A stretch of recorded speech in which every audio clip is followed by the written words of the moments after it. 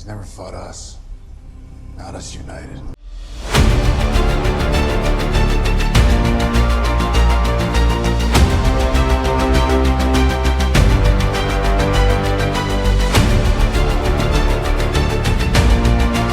Die. Oh! I can so see that. That's it.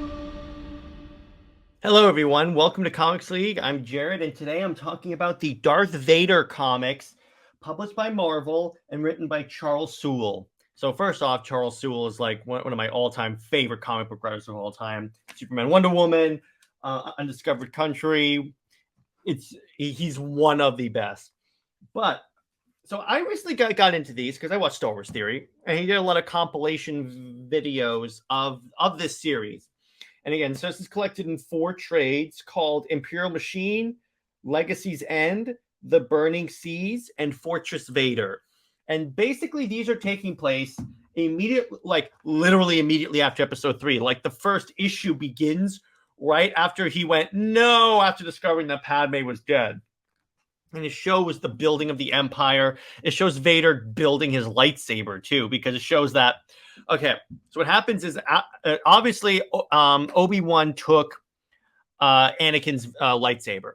So Vader needs one, and he needs one, and he needs to be able to bleed a crystal, because what they discover and what they indicate in this is that the lightsaber crystal's alive. So the way that you get it to have a red color is you take it and you pour all your hate and frustration into it, and then it makes it bleed. That's why a Sith lightsaber is red. So Vader tracks down a Jedi named Intafala or whatever, and he takes and fights him without a lightsaber, mind you, and like completely.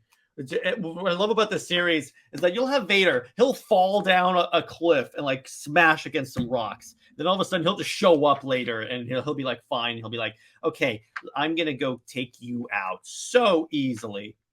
Because Vader obviously is a massive badass. It really, really badass. Then what also they discover is that there's this thing with the Jedi called the Bearish Oath. And what that means is, it's basically when a Jedi is sent to exile, and they are completely forbidden from doing anything on behalf of the Jedi Order. And that's what this Jedi Master is. So Vader shows up, kills him, takes his lightsaber, bleeds it. But first he has like a dream that he turned back to the light. And then he's like, nope, not doing this. And then he just completely bleeds it. And then Vader has his lightsaber. And then we have, in Legacy's End, the introduction of the Inquisition, which are these former Jedi who are trained by Vader to hunt and kill Jedi. Then 4 actually has some Clone Wars references called the Burning Seas, because the Empire shows up on the Mon Cala system, as in the Mon Calamari, from the arc of from that arc of Clone Wars when they were underwater. And apparently, so what happens is that the king of Mon Cala is harboring Jedi. So Vader shows up, full invasion force. He forms a force bubble around his people. They go underwater. They destroy underwater creatures. The Empire bombards the city. It's the Empire committing war crimes. Make no mistake about it. It is ridiculously cool. And then in Fortress Vader, we have Darth Vader being offered a world by Palpatine and saying, okay, so you'll have a world, do so as you wish, build your fortress. He chooses Mustafar because that's where he was burned by the high ground, if you will. So he builds this massive tower. And then he also, what's interesting, then we have this mask of a Sith Lord. I'm going into here real quick. It's basically, it's interesting about this particular Sith. And I'm trying to find the actual name of the Sith. Hang on one second. But okay, so Dion. But the idea is that which is Momin. So Momin was a Sith, and he's basically a serial killer. He studied like hurting animals, and that led him to the dark side because he likes to create and he likes to build, and he's very artistic, but his version of art is very twisted. So what he wants to do, so the reason why Vader chooses Mustafar is because that's where there's a dark side like access point, and he thinks he can, if he's powerful enough with the dark side, he can bring Padme back to life. So he's still on that. So Momin helps him build his fortress on top of the dark side like access point. So because Momin wants to be able to reunite with his body, because he's currently just a floating disembodied mask that whenever you put it on people, he then inhabits their body. So if Vader succeeds, he defeats Momin, he enters the access point. And then what's kind of cool is that you see a dark shadow that turns into like Anakin Skywalker from episode 1, Anakin Skywalker from episode 2. You see like flashbacks in Vader's life, and then he eventually gets to Padme, and then she basically repeats to him what he said to her in episode 1. She's like, "Are you an angel? They're the most beautiful creatures in the universe," before she jumps off the cliff and dies. So it's essentially telling Anakin, face it, dude, you're never going to be able to bring her back. It ain't happening, dude. Just move on. And basically you see Vader progressively become more angry and more powerful, because again, when you're a Sith and you pour your anger into yourself, you become more powerful. That's basically why Vader is such a badass. And really, the reason why I really love this series, because I'm always a big fan.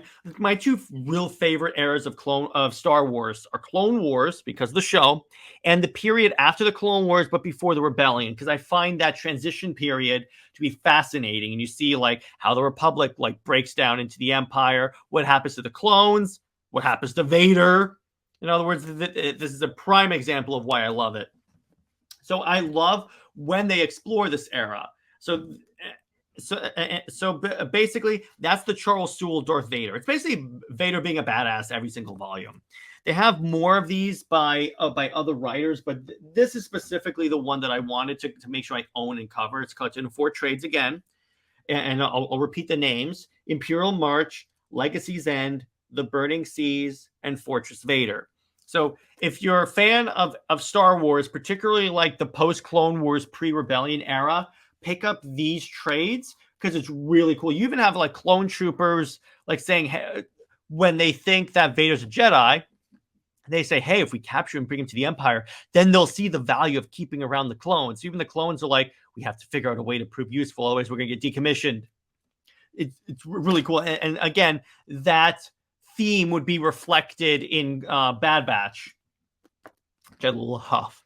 But so again, fantastic comic book series. It's one of my favorites from Star Wars, and I give it a solid, I would say honestly 10 out of 10. I love this series. They play off Vader as this very imposing figure, and you get to see a lot of other parts of Star Wars that you wouldn't get to see, like Jocasta, who's the like librarian for the Jedi.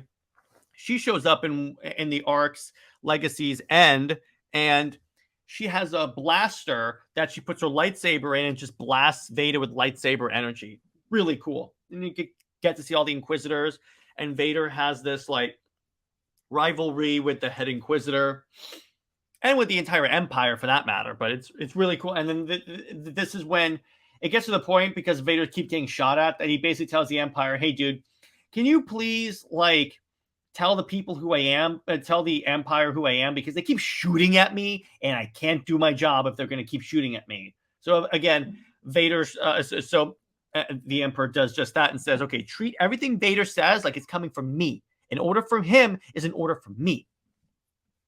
So I really love seeing that dynamic. Plus, you also get to see like Palpatine is continuing to be that father figure to Anakin, despite it being an evil father. But you catch my idea. It's kind of continuing Clone Wars in Episode 3, honestly, but obviously toward a more sinister path.